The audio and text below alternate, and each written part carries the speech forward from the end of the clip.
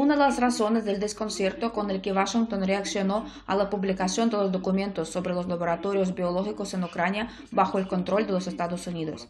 Siguiendo el esquema de las interacciones entre estos laboratorios y su supervisión americana, nuestro Ministerio de Defensa ha descubierto que el hijo del presidente americano jugó el papel importante en la realización del programa biológico militar en Ucrania. Llama atención que las entidades cercanas a la dirección actual de los Estados Unidos están implicadas en la financiación, en concreto el fondo de inversión Rosmont Seneca dirigido por Hunter Biden. Ya se conocía su relación estrecha con Ucrania, pero hasta ahora solo en las compañías del gas natural. Resulta que sus intereses no se limitaron a eso. Según los documentos, 30 laboratorios participaron en la elaboración de armas biológicas. El cliente de estos trabajos es el Departamento de la Prevención de las Amenazas Bélicas del Ministerio de Defensa americano. La magnitud del programa es impresionante. Aparte del Departamento Militar, también participan directamente la Agencia del Desarrollo Internacional, el Fondo de George Soros, el Centro del Control y de Profiláctica de las Enfermedades.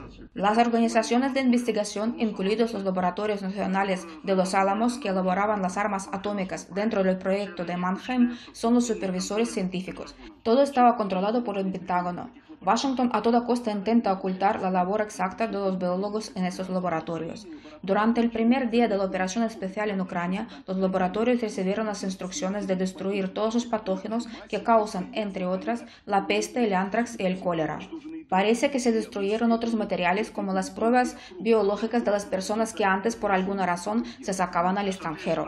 En relación con el proyecto UP8 en las ciudades de Lvov, Kharkov, Odessa y Kiev, se recogieron las muestras de sangre para antígeno de hantavirus a 4.000 militares y para detección de antígeno de la fiebre hemorrágica de Crimea-Congo a 400 militares. Este estudio de la inmunidad natural de la población se hacía para seleccionar los agentes biológicos más dañinos para la población de una región específica. También se restringió el transporte de las materias biológicas. Las muestras se llevaban a los Estados Unidos, Gran Bretaña, Alemania, Australia y a Georgia, al famoso centro de Richard Lugar. Es otro laboratorio norteamericano sospechado de trabajar con los componentes de las armas biológicas. Además, se sacaban del extranjero no solamente las muestras de suero sanguíneo, pero también los patógenos de los virus y bacterias. Este trabajo se hacía bajo el control norteamericano, codificado por el nombre UP2. El propósito principal del proyecto era realizar un análisis molecular de las enfermedades más peligrosas endémicas de Ucrania. Este trabajo tenía previsto la recolección de las muestras de los cementerios de animales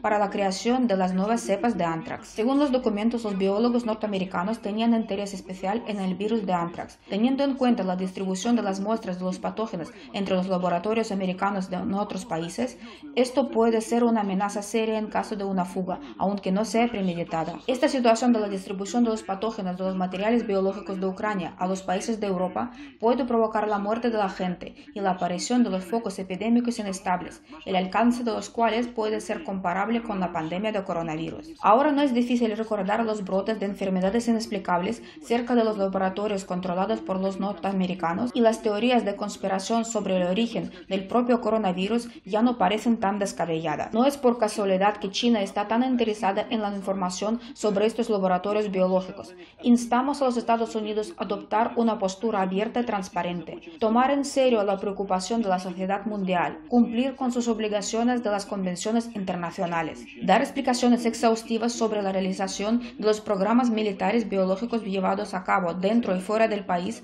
y dar el consentimiento a su verificación multilateral. Esto no es primer llamamiento de China de proporcionar una información detallada. Washington lo niega. Rusia sigue estudiando los documentos relacionados con la actividad de los Estados Unidos en Ucrania.